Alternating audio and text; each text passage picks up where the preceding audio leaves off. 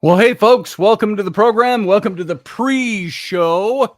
This is that part of the show where we're just setting up for 3 minutes until we go live over on the radio station. So I'm just checking all my settings to make sure we're good there. Checking the, where'd it go? Checking to make sure that we are on over here. I am. Let's see. I want to make sure we're playing. And boom. I think it's playing. There we go. All right. We're good over on Patreon. And just wanted to make sure everything was rolling on time.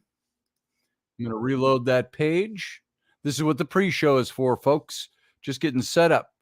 We got about a little less than 2 minutes left when we're going to be live over on the radio station. And boom, there we go. There we are. And there's Ellie. What do you want to do now that you're... Yes. She wants you to see our matching tattoos. So she just did one for me today, and I did one for her. Well, here's the one she did for me today. It's hard to do upside down. There you go. She drew one on me, and I drew one on her. There you go. All right. You got to go. Bye. It's echoing. I know it is. It's hard to do all this stuff when you come and interrupt right at the very beginning. I love you too. Bye. All right. That's called familial interruptions. We got less than a minute and we go live over on the radio station. So all of you need to sit tight, hang on, and we'll be live in just less than a minute, half a minute now. So how's everybody's day going? All right. The 4th of July starting tomorrow. Hope you've had hopefully you had a 4-day weekend. Some of you I know get the rest of the week off. I don't know. Well, here's what we're going to do. I'm going to go dark and we're going to come back live right at the top of the 3 minutes. So hang on.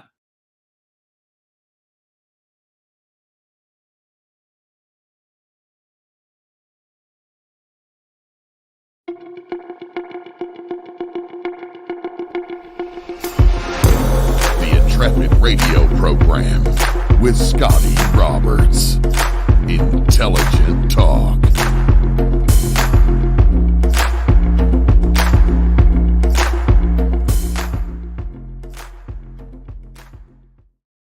Hey, folks, happy Monday evening. Happy 4th of July Eve. It is July 3rd. I'm your host, Scotty Roberts, of this here, my show, the Intrepid radio program, coming to you live from Wisconsin. And wherever you are, I hope you're having a good evening. You could be spread all across the fruited plains. You could be in Barbados or Australia or England or anywhere you pick this show up. And I want to thank you for being here. And also, what was I going to say? Oh, well, we're live now. You can go listen to the show over on just in the audio format only because it's a radio station. You can go over to odysseyradio.com, and that's ODYSY radio.com. And I see Josh Kemp out there. Good to see you, brother. And I'm getting a little feedback, and I'm not sure why. Let me just hit that, and that should eliminate all feedback. We'll probably do a little Captain's Cabin tonight afterwards, and just see if anybody wants to call in and talk. It's different over here on Patreon because we don't have just the wide open channel for everybody to come in. And so if you want to call in after the show on the Captain's Cabin, then we'll talk then. And until then, it's just going to be me talking. So thanks for tuning in, everybody. I want to say last week, thank you for your patience with me and this broadcast last week because of, as of course, most of you know, death in the family last Monday night. and we just canceled every show last week. I thought every day of the week, I thought I can do a show now, and it was just an overwrought emotional week last week, and it was tough. Uh, just making ends meet emotionally and mentally. And there were some days last week where I thought, okay, I'm okay. I can do a show tonight, Wednesday night. And come Wednesday evening, I was like, I just can't do this. I couldn't put two thoughts together. Same for Friday of last week. And it was interesting because I had, I don't think I've experienced grief in that same way before. I have cried for friends, I've cried for relatives, I cried for loved ones, uh, and I've had emotions for all of those. But it really wasn't until this last week where losing somebody like Uncle Dave, um, who is not my uncle. Those of you who don't know that, we called him Uncle Dave on the show because my kids called him Uncle Dave for the last 30 years. And my good friend Dave passed away a week ago, about right now. Well, just a little over a week ago, and it hit us all really hard. And I was in that state of grieving for my friend, where you think you're good and you think your emotions are good, and then something. All it takes is a tiny thing to trigger the emotion. And I could have somebody, and I got lots of phone calls, lots of messages, lots of video calls, a lot of people that had really connected Dave with me and my grieving. And so I got a lot of calls from people, and I appreciated every last one of them. But there was a point where you said, "Oh, I can't take another call. I can't talk about this anymore." Um, and the same with messages. They started to become rote. When people asked me what happened, and I would tell the little story, and it was rote, and it was done, and I could get it out because it was almost like a script in my head. And when anybody stopped and said, "Well, how are you doing?" And that's where that touch of emotion would just break right through to the surface. And so I found I became very quiet last week. Even with my wife Rainey, she'd be talking to me, and I'm just like, I'm not responsive. And she'd ask me, and I'm sure she was trying to drag me out a little bit, although she was grieving too for Dave. And it just hit me hard. It hit me in a different way than I think I've ever felt anything like that hit me before on that personal level. So, all of that to say, thanks for understanding that last week was a week we didn't do any shows. I didn't even take the time to put up any recorded shows or past shows. My heart was not in doing anything. And I did what I had to do to get by. And so this week, much better. Today, much better. Yesterday, much better. If you joined us for It's Sunday over on my YouTube channel. And so much better. The grief has calmed down. And what's left is just knowing that I do not grieve for my friend Dave. We grieve for ourselves. We grieve for our loss of Dave. And so, everyone, thank you very much. I appreciate your time. I appreciate not your time, your understanding. And I just want to say to Josh Kemp, who's over in the chat room, I just want to say, Josh, that you're talking about weather, nice and raining. And we had the alarms all go off here at about 4:30 this afternoon.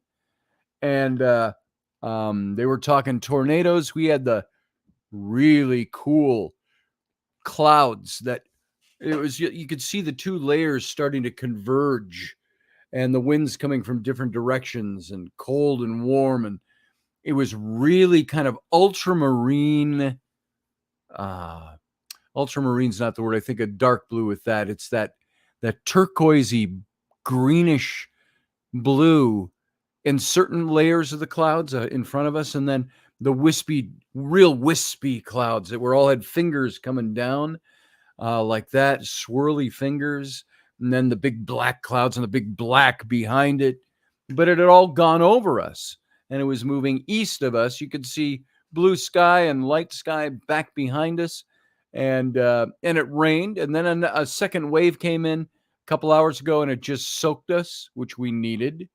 My green lawn, lush lawn, had become crispy brown critters as you walk, hard on the bare feet.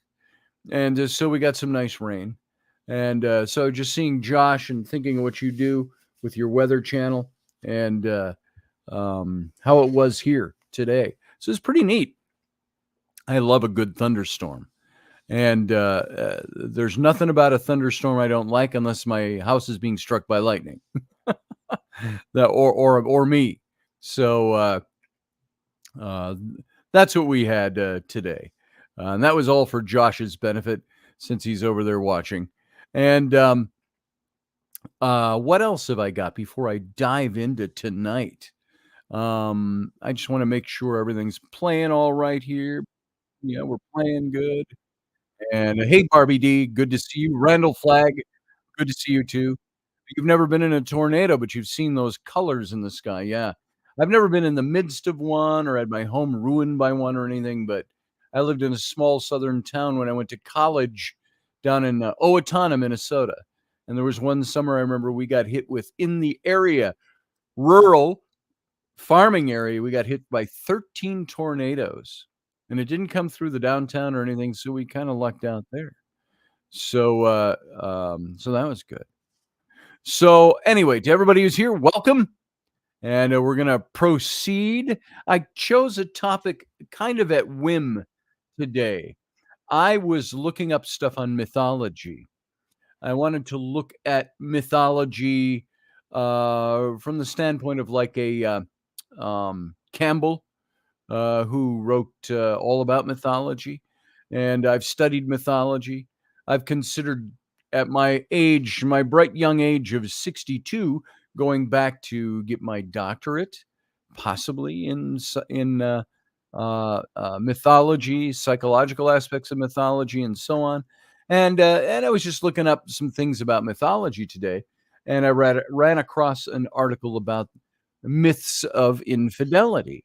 I thought, oh, that should be interesting. So I pulled that up and I read that and I took a look at it and I thought, this might be an interesting topic for tonight. I was originally thinking for this show tonight, my first show back, I was going to do a show called Life After Death After Life. And not so much focus on Uncle Dave, but focus on the whole philosophy of life after death he and I had spoken about for years, and different aspects of that for different people, religious points of view, philosophical points of view, skeptical points of view, scientific points of view, atheistic points of view.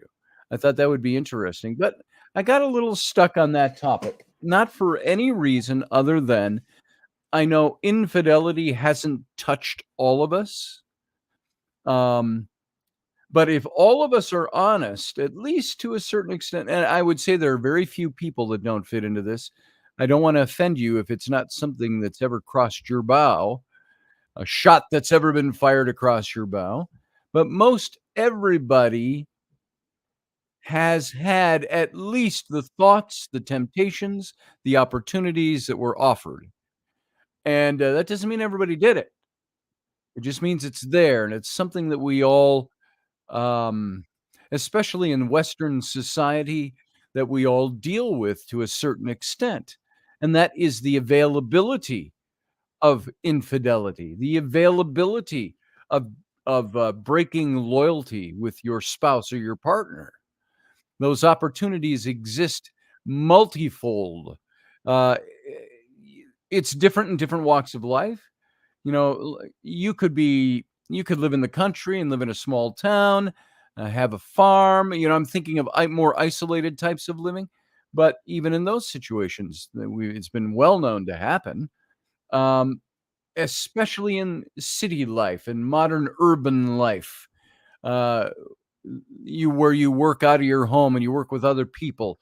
You might be in an office setting. I worked in an ad agency world for years, and the amount of affairs and infidelities that took place amongst what you might call the white collar. Back in my day when I was a kid, early 20s and 30s, the yuppie cast of people, all of those people that made good incomes, worked in office settings and white collar jobs, things like that. It was rampant. And so I was a victim of it. I did it myself. And those were the things that happened. And so, in talking about this, I wanted to address things that we've either all experienced firsthand, experienced secondhand, experienced because we've had a friend who's gone through it. Some of us may even have kids who've gone through it, and we're out there experiencing these things in life and seeing them happen around us. And I thought it might not be a really bad topic to talk about. And you can talk about not being in a tornado. Maybe you've never been in infidelity either, but it happens. And I think one of the reasons it happens is some of the crap psychology we've been fed about it over the years. Now, I'm not one of those that's going to come at this from a religious point of view, and hammer anybody from the point of a religious evaluation of all of this, of what infidelity is. But there are several myths of infidelity that I wanted to talk about tonight. And so listen up to this, because I think it's good for those of you who maybe just like to have the information, those of you who maybe are in those situations where you're either in a situation of infidelity or you've been tempted by it. And not using the word tempted as a religious way, but because I'm trying to steer clear of not that there's not a lot of moral goodness that comes out of religious restrictions on infidelity, but because I'm not preaching a sermon from the pulpit on infidelity. But so I want us to think about this. Everybody's unfaithful. It's normal. It's expectable behavior, is what we're taught, what we're being told these days, especially the last 30, 40 years, which is a generation. But the truth is that most people are faithful most of the time. And the people who are running from bed to bed, creating disasters for themselves and for everyone else, they don't seem to know what they're doing. They just don't get it. But why should they? There's a mythology about infidelity that shows up in the popular press. It shows up in publications. It shows up on television shows, in pop culture, and even in the mental health literature that's out there, that's guaranteed to mislead people and make dangerous situations even worse. And so I'm going to go through some of those myths, some which I mentioned in light in just a phrase earlier. But infidelity happens. It happens when you, I think, let your guard down and allow it to happen. It happens when it's justified because we think we have good reasons to step into the infidelity circle or out of the fidelity circle. My partner's attitudes and actions made me do it, we justify. Or I needed this for that reason or that for those reasons. All of these excuses come up. And one of them, and this is the first myth about infidelity, is that everybody is unfaithful. Everybody does it. Everybody's unfaithful. And it's normal, expected behavior. Mozart, in his comic opera, Così van tutti, insisted that all women do it. But a far more common belief is that all men do it.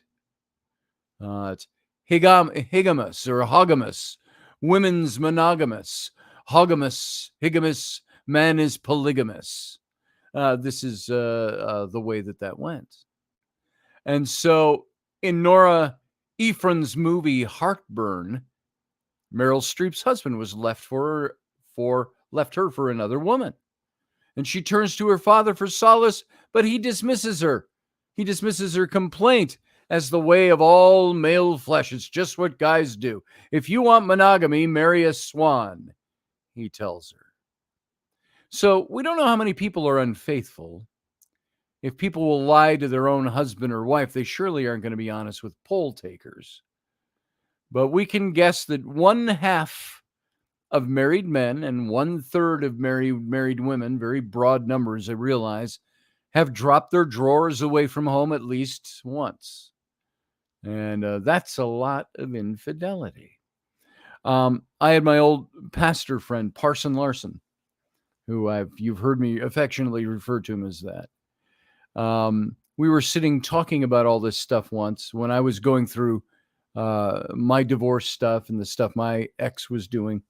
And he said, Scotty, he says, you wouldn't believe it, as a pastor, every Sunday morning, he says, I stand in that pulpit and I deliver a message and I teach.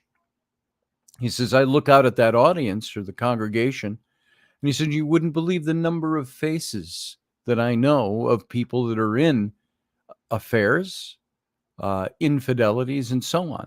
You would never know it by looking at them. Of course, he didn't reveal any of those confidential situations. He just said, you wouldn't believe the number of people out there in this congregation alone that are involved in that. And they're good people striving to be good people. They're striving to do, to be what Christ wanted them to be, as he would teach. Yet they were still all caught up in these things. But still, most people are faithful most of the time. Without the expectation of fidelity, intimacy becomes awkward and marriage adversarial. People who expect their partner to betray them are likely to beat them to the draw. Did you know that? And to make both of them miserable in the meantime. So the people who expect that their partner is going to cheat on them and betray them are generally the ones that are more likely to do it first. And that's kind of a rule in psychology too, marriage psychology, marriage counseling. It's that the person who beefs the most about the other person and what they're doing in fear of infidelity is probably the one that's doing it already, or has done it, or is considering it, or is susceptible to it by their own attitudes. And most species of birds and animals in which the male serves some useful function other than sperm donation are inherently monogamous. Humans, like other nest builders, are monogamous by choice, by decision, by the things that they choose to do.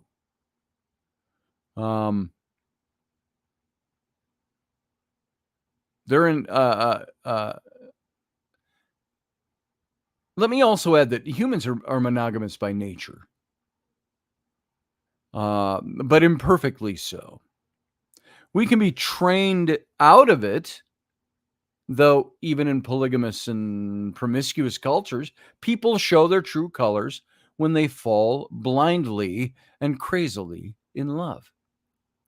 And we have an escape clause. Nature mercifully permits us to survive our mates and mate again. But if we slip up and take a new mate while the old mate is still alive, it's likely to destroy the pair bonding with our previous mate and create great instinctual disorientation, which is part of the tragedy of infidelity.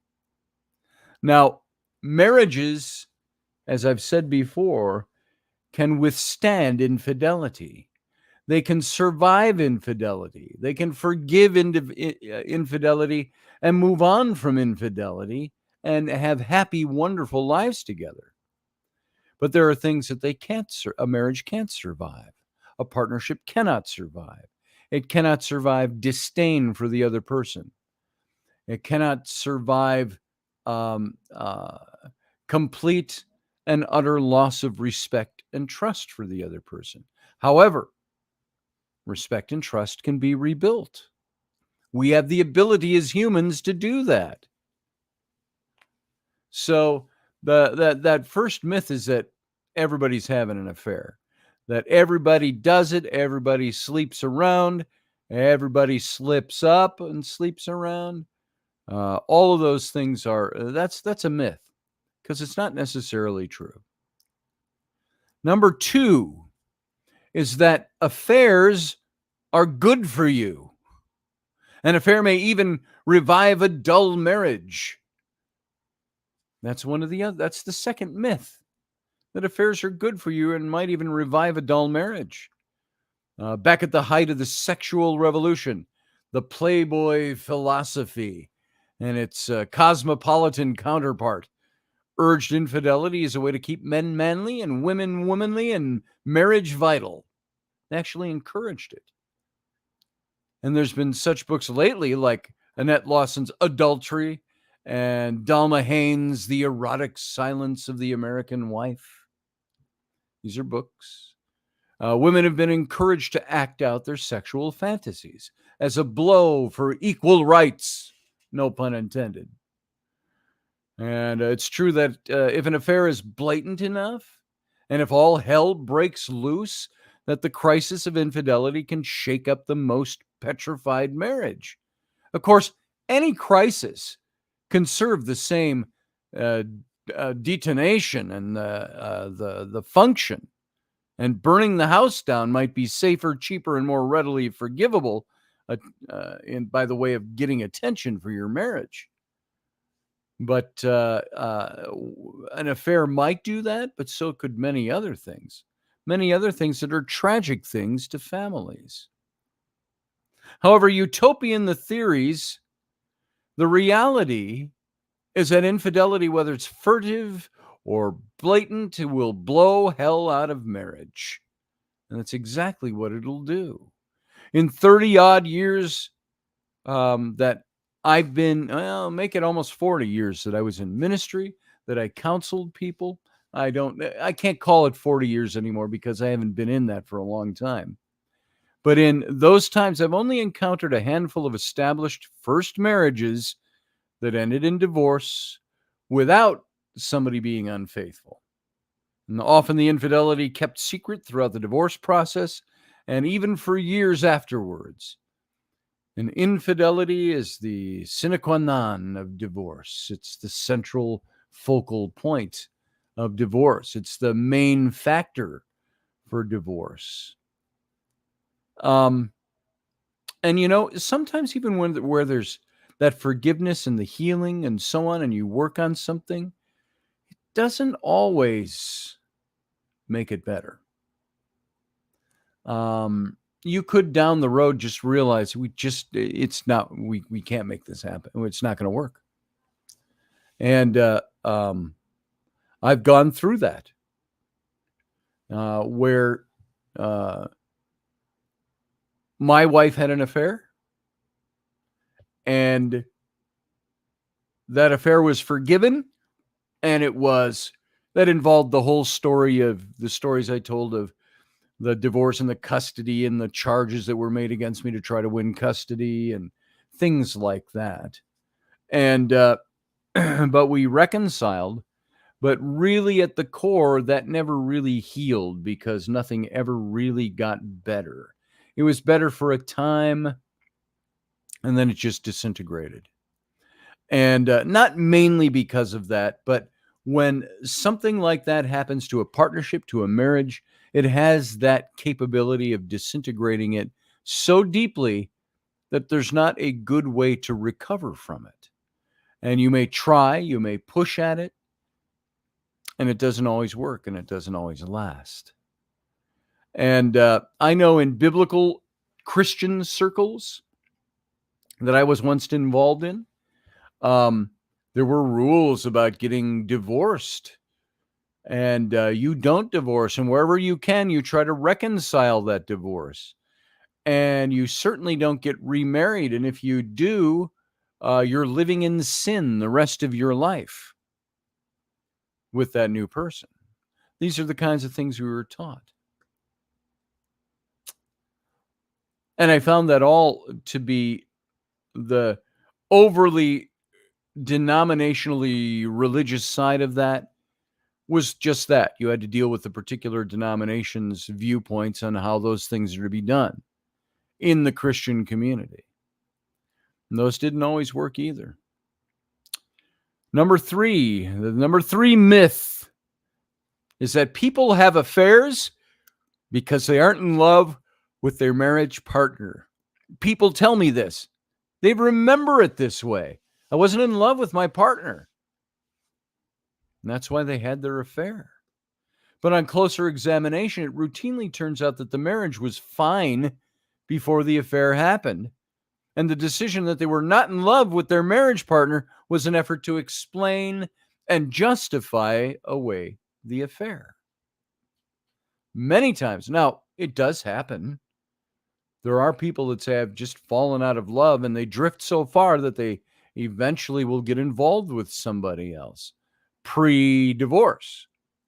But most times when a guy, I'm going to put it that way, when a guy gets caught up in it and sleeps with somebody else, not sleeping, goes to bed with somebody else, or the countertop or the floor or the hotel room or wherever it might be, they will try to say, well, I was out of love with my wife anyway. That's not the case most of the time.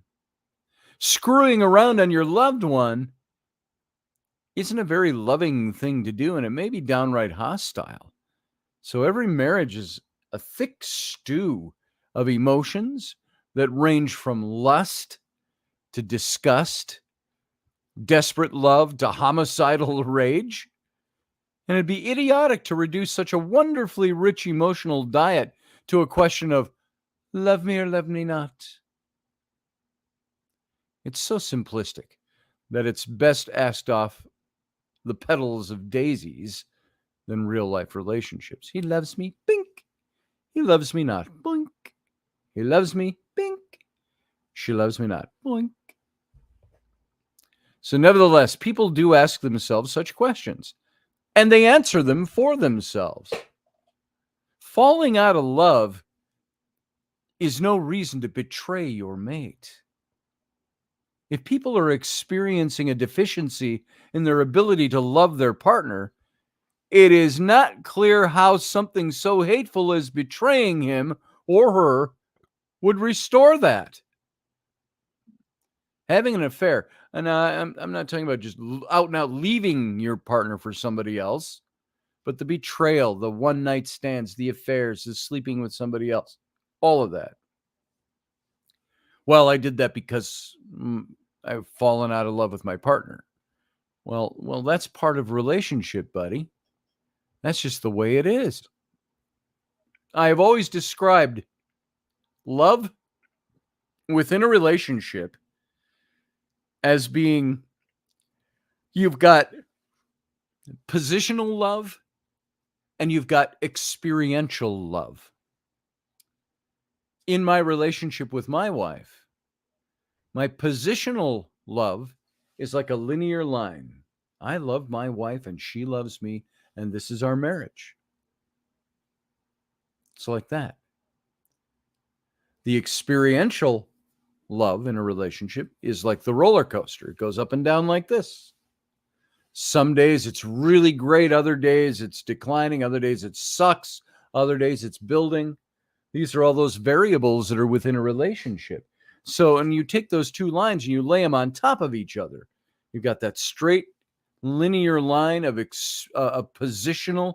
My position in life is that I love my wife and I'm married to my wife and we make everything work. The experiential goes with the emotion of the day. It could be, how come you don't wake up with the rose in your teeth anymore? Maybe we don't really love each other. How come you don't look like you're made up in the morning? Or how come you're getting a fat roll around your middle? You know, all these things, those are superficial, dumb things I'm looking for. But look at all the things that people do. Women generally are not of the nature and the makeup, the physiological makeup, to lose interest in their husbands. Unless their husbands lose interest in them. Because many times a woman might be very hurt and follow suit when she finds that her husband just ain't that interested in being a husband anymore. He doesn't do the things anymore. He might be there and not going anywhere, not having an affair, not committing infidelities, but he's just into his own thing and he's not into his wife anymore or his kids. Wives get that way sometimes too, but there are all these different variables in life. So that's the beauty and the wonder of relationship. My wife and I aren't always perfect. I know it's hard to hear. I know you all thought we were, but we're not. It hasn't always been a slice of pie. It's sometimes been a pie in the face. And then it's all the vernacular entendres come up after that. Sorry, folks. It could also mean lots of pie. But life isn't always pretty. Life is sometimes struggling to make things work, make things happen, to stop the financial doldrums or the tired or the health doldrums, all those different things. Why do you think we have in those old vows for better, for worse, for richer, for poorer, in sickness and in health, till death us do part? It's not just a vow, it's a way of life. It's the way we live. And so to say, I'm going to bestow one of the most hurtful, hateful things on my partner as betrayal because, I just don't love her that much anymore. She doesn't love me that much anymore. It's a bunch of nonsense. It's because you're not looking to do anything better. You're looking to let it disintegrate. And the hot, exciting, new, sparkly out there is the thing that attracts our attention. So the fourth myth, people have affairs because they're oversexed. Affairs are about secrets. The infidelity is not necessarily in the sex, but in the dishonesty. Let me say that again. The infidelity isn't always about the sex. It's about the dishonesty and the disloyalty and the betrayal. So it says people have affairs because they're oversexed. No, people have affairs because they are being and they're dishonest about it, and they want to do something somewhere else, usually. Because affairs are about secrets. Swingers have sex openly, without dishonesty and therefore without betrayal. Though there's a lot of scary bugs in some of that swinging stuff. And more cautious infidels might have chaste but furtive lunches and secret telephone calls with ex-spouses or former affair partners. Nothing to sate the sexual tension, but just enough to prevent a marital reconciliation or the intimacy in the marriage. Those things exist out there. Affairs generally involve sex, at least enough sex to create a secret that seals the conspiratorial alliance of the affair and makes the relationship tense, makes it dangerous and less exciting. And most affairs consist of a little bad sex and hours on the telephone. I once saw a guy in which the couple had attempted sex once 30 years before and had limited the intimacy in their respective marriages while they maintained their sad, secret love with quiet lunches, pondering the crucial question of whether or not he'd gotten it all the way in on that immortal autumn evening in 1983. Pretty dumb. In general, monogamous couples have a lot more sex than people who are screwing around.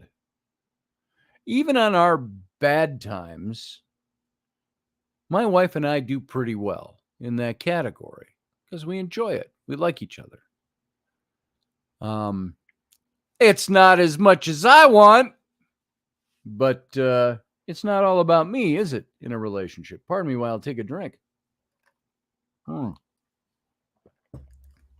Guys, Guys are guys. Guys, we could fuck once a day easily.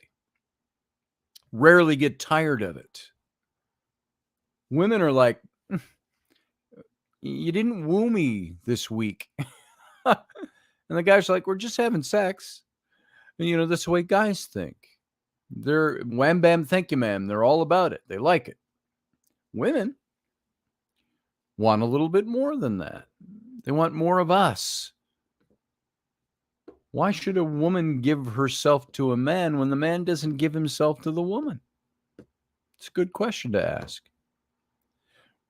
So, something I haven't done here in a few minutes, I haven't checked the chat room over here to see where everybody's at and if we've stimulated any conversation over there for those that want to talk about this stuff or bring up their questions or whatever they're doing. And I'm looking at the chat room right now and looking at some of these.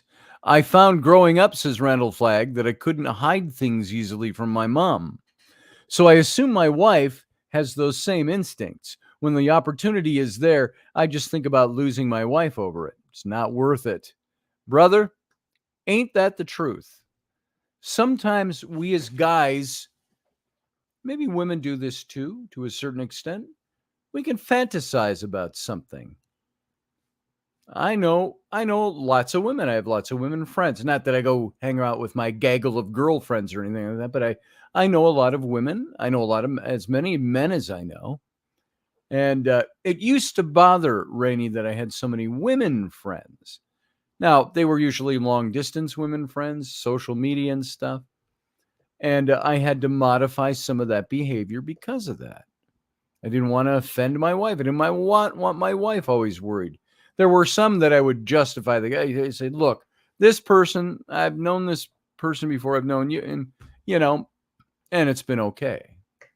But Randall, you are spot on when you mentioned that if my mom knew everything and could intuit out anything, she could see a lie a mile away. My wife is no different. So my wife knows if I'm making shit up. She knows if I'm lying, and so on and so on and so on. So yeah, and the bottom line, like you said, Randall, in the chat room, it's not worth it, and that's the truth. All men are the same, they used to say. Beds are overrated. That's very true. And boredom has to be a primary driver of infidelity. I would modify that from boredom, Randall, to not necessarily boredom, but it is in part, but it's the man's desire to find that sparkly thing out there. Many times, guys, admit it, we become boring in our relationships. Sometimes women become boring in their relationships. And I think that's one of the things of dealing with what I called that up and down, that roller coaster part of experiential relationship and love. It's the ups and downs, and you take them and you work with them and you do things that work. Sometimes I'm just too tired to do the things that work. Nowadays, especially. Rainey said to me earlier tonight, she said, are you going to go up to my mom's with us for 4th of July? And I'm like, immediately my mind was like, oh, do I have to? Not because I dislike her mom, but because it's just, I got to go somewhere again. It's a holiday, right? And then she reminded me that the two older kids are off doing things already, aren't going to be going along. And then it's just her and the 8-year-old. And then they're going to her stepfather's uncle's lake cottage to have a cookout or something. And I'm like, I don't even know who these people are. Might be fun to get to know them. But there's then a big inner groan inside of me that goes, oh, I got to go someplace where I don't know people. It's not how I want to spend my holiday. But it's something Rainey wants to do. It's her family. So I said, would you like me to come along? I'll come along if you want me to go. And then she brought up the other kids. They're going to be here. And I said, well, maybe I'll just stay with the other kids. And we'll spend the holiday at home. You go up with Ellie, the youngest, and do that thing. Now, there are ways to honor a spouse, ways to dishonor a spouse in those. There are wedges that can be driven into relationships, certainly. I'm sure I've driven my number of wedges into my relationship with my wife. She's driven wedges in too. We could sit down if we wanted to and have a finger pointing party as to why our relationship isn't a perfect relationship. But you know what makes our relationship good? Is that we love each other and we want to remain loving each other. We want to be happy together. And so that's the driving factor. In and above all the things that hit us, that are the things that you have to work on. Infidelity, does it ever come up? Yeah. Have we had people approach us about swinging? Yeah. Do you sit when you're quiet and not around those people and go, well, is that something we wanted to do?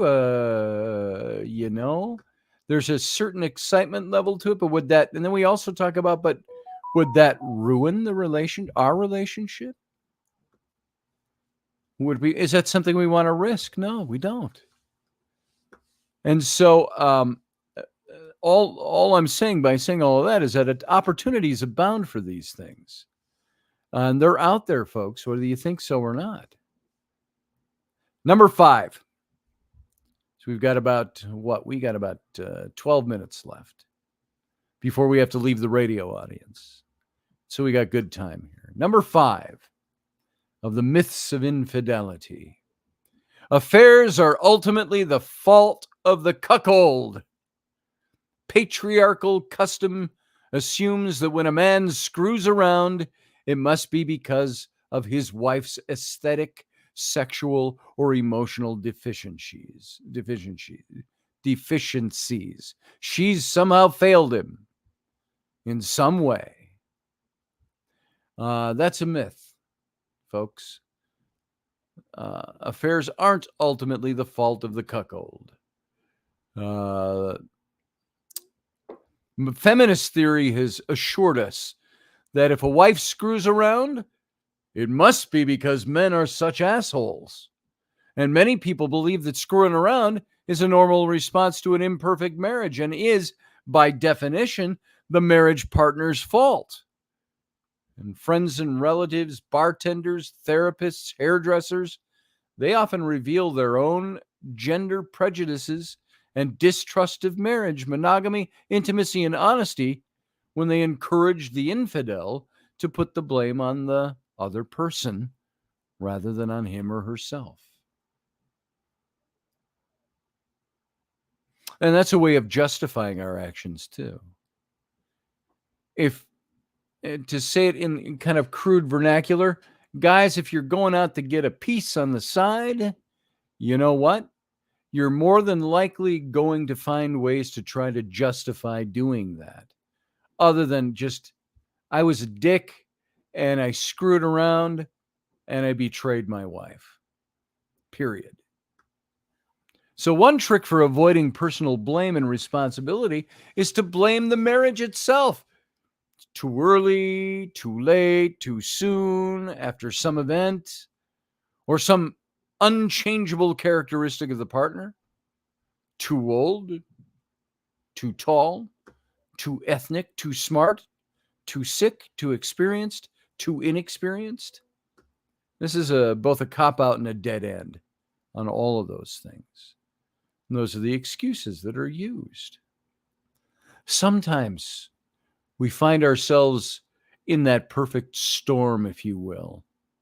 And it's a storm of passion where there have obviously been exchanges of passion that are unspoken. And then you got the moment hits and bam, it's like, what do you do now? And people make mistakes and people fall into those things.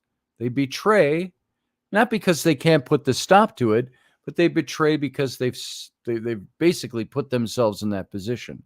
There was an old song in my old religious circles by Steve Green called Guard Your Heart. and he's singing to men. And it was kind of in the Promise Keepers era that song came out. And he said something about a harmless glance can turn to romance, and homes are destroyed. I can't remember the exact words of the song, but he says to men, he says, guard, and to women, he says, guard your hearts. And I think that's what many men don't do, what many women who get caught up in affairs don't do. We don't guard our hearts. We think we're doing something good for our heart when we're not. We're being destructive and hateful to satisfy something on the side. It's an opinion, maybe you'll think, but I think pop cultural psychology doesn't always have it right. One marriage partner might be able to make the other marriage partner miserable, but they can't make the other partner unfaithful. The cuckold is usually not even there when the affair is taking place. So civilization and marriage require that people behave appropriately, however they feel, and that they take full responsibility for their actions. I can tell you what, I'm an awfully passionate man, driven by my emotions, driven by my passions, driven by my feelings sometimes. But I have enough of a brain to know that there are times I got to put the brakes on those passions, or I'm going to end up in trouble or causing trouble and destruction. And so civilization and marriage require that we behave appropriately. We don't behave by simply on the basis of how we feel about something. That's the worst way. My wife drove me to it with her nagging. I can't help what I do because my father did that to me. She came on to me and her skirt was very short. I must be a sex addict, etc., baloney, bullshit, blah, blah, blah. And if people really can't control their sexual behavior, they shouldn't be permitted to run around loose. If you can't control your sexual appetites, there's something wrong with you. So there's no point in holding the other person responsible for the infidel's sexual behavior unless the other person has total control over the sexual equipment that's run off the road. And only the driver is responsible, folks. Only the driver is responsible. I'm responsible for my sexual activity. I'm responsible for my sexual inappropriateness. I'm responsible for my faithfulness, for my unfaithfulness. I'm responsible for my infidelities. That's what it really comes down to. It doesn't matter what your excuse is or what situation your relationship is in. What matters is it you taking responsibility for your own actions? I have more people who are conservatives who will speak of in a political sense or in a governmental or a civic sense, saying people need to be responsible for their own actions, but they go out and have affairs. That's not being responsible for your own action.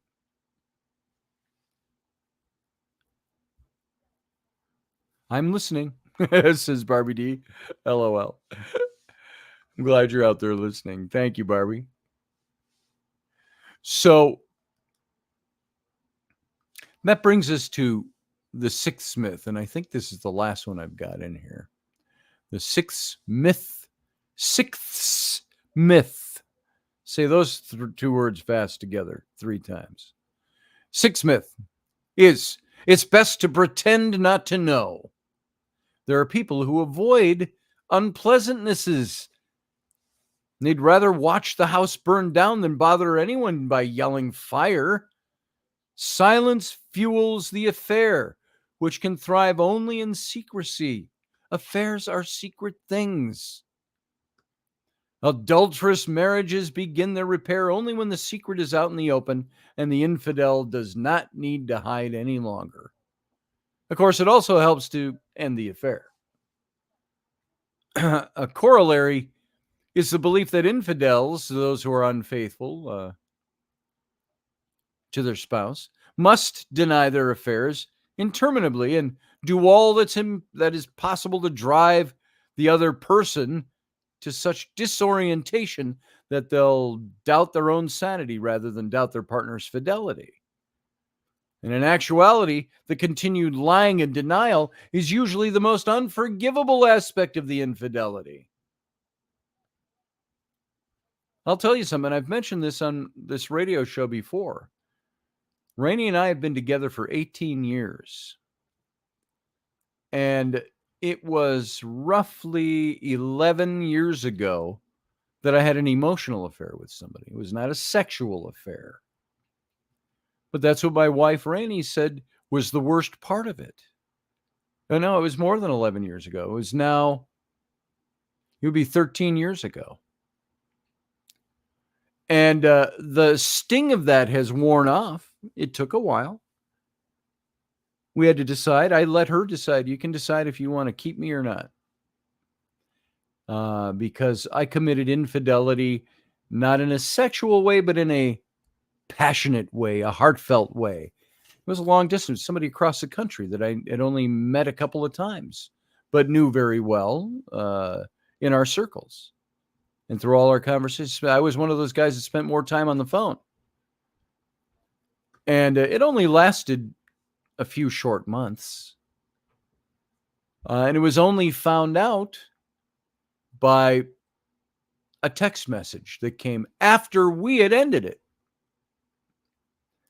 And it still almost blew the doors off everything with my relationship with Rainey. It almost ended it. And she chose to stay. And I chose to spend the last 13 years doing everything I can to show her that I love her more than anybody else in this whole world. And nothing's ever going to change that. So,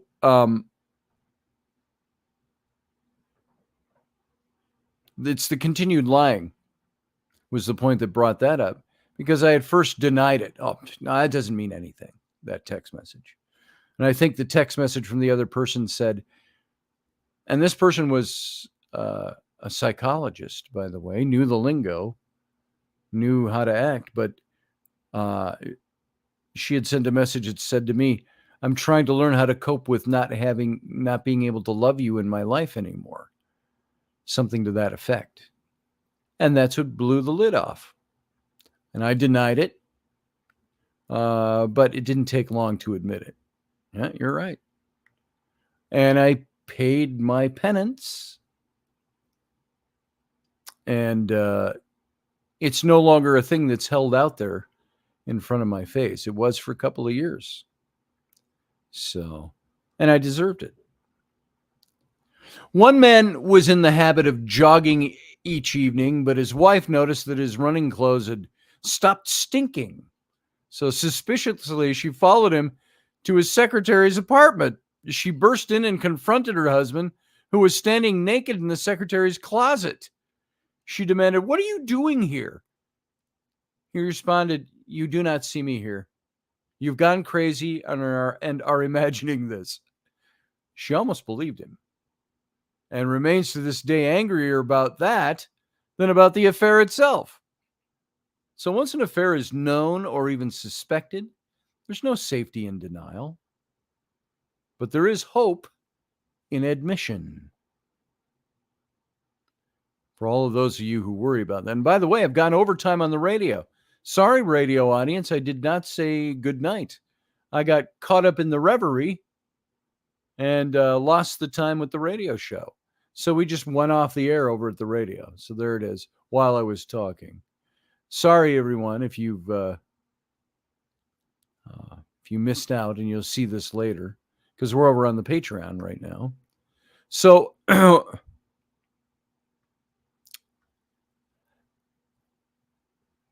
there's a seventh thing I have down here. We might as well finish it. I've got one more thing. After an affair, this is another myth, divorce is inevitable. That's the myth. So essentially, all first-time divorces occur in the wake of an affair. With therapy through the most adulterous marriages can be saved, and may even be stronger and more intimate than they were before the crisis. I've rarely seen a cuckold or the other part, the innocent party, go all the way through with the divorce after a first affair that is now over. Of course, each subsequent affair lowers the odds drastically if somebody's going to keep acting that way. And if it doesn't happen the way it does in the movies, it does not happen the way it does in the movies. The indignant cuckold does scream and yell and carry on and threaten all manner of awful things, which should not be surprising since his or her life has just been torn apart. But he or she quickly calms down and begins the effort to salvage the marriage, to pull the errant infidel from the arms of the dreadful affair. And so when a divorce occurs, it's because the infidel cannot escape the affair in time or cannot face going back into a marriage in which he or she is known and understood and can no longer pose as the chaste virgin or the white knight, spotless and beyond criticism. A New Yorker cartoon once showed a forlorn man at the bar complaining, "My wife understands me." And that's the truth. So appropriate guilt is always helpful, though it has to come from inside rather than from a raging, nasty spouse. Anger is a lousy seduction technique for anyone except terminal weirdos. So guilt is good for you. Guilt is a good thing in these situations. Shame, however, makes people run away and hide. So the prognosis after an affair is not grim, and those who've strayed have not lost all their hope and value. The sadder but wiser infidel may be both more careful and more grateful in the future. And that's all I have to say about that. Those are the myths of infidelity. It hits us all in one form or another, to one degree or another, whether planned or carried out or imaginary or whatever it might be. It's out there and we all have to deal with these things. And mostly we all have to deal with ourselves and what we bring to the table. I work diligently, though surrounded by, sorry to put it this way, not building myself up, but surrounded by temptations. The ability to do something always exists. It's whether or not I deem that something that is good for me and good for my wife and good for my relationship, and whether it's something that will make me a better person or a worse person. Yeah, we can be bad people, contrary to pop psychology. We can do bad things and eventually become bad people because that's all we do and that's all we practice. So, there it is, folks. That was a last-minute topic that kind of came to mind, and I roughed it out, and we roughed our way through it, and I hope that that was meaningful to one degree or another, and something that is worth your time to listen to. Once again, in about a month, this show, I'll make, it'll be public over on bits and pieces of it over on my YouTube. I want people to be able to see what they're missing over here in Patreon. So I want to thank all of you who are Patreon members, and I appreciate everything that you do.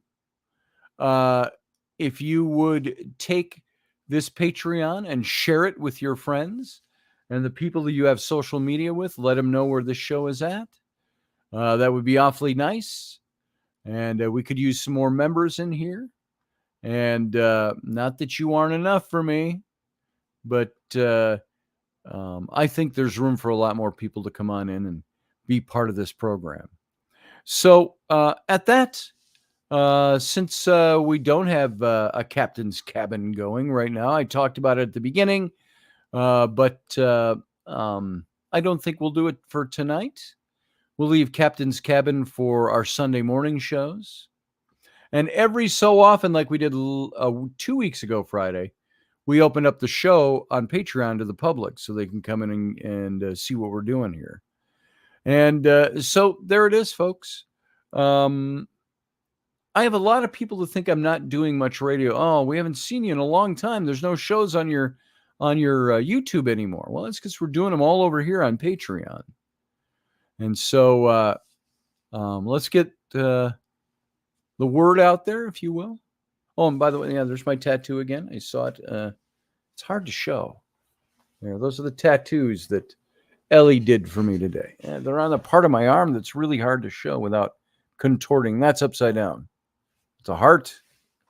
And that one's a skull inside a big heart, as you can see, or a strawberry, something like that.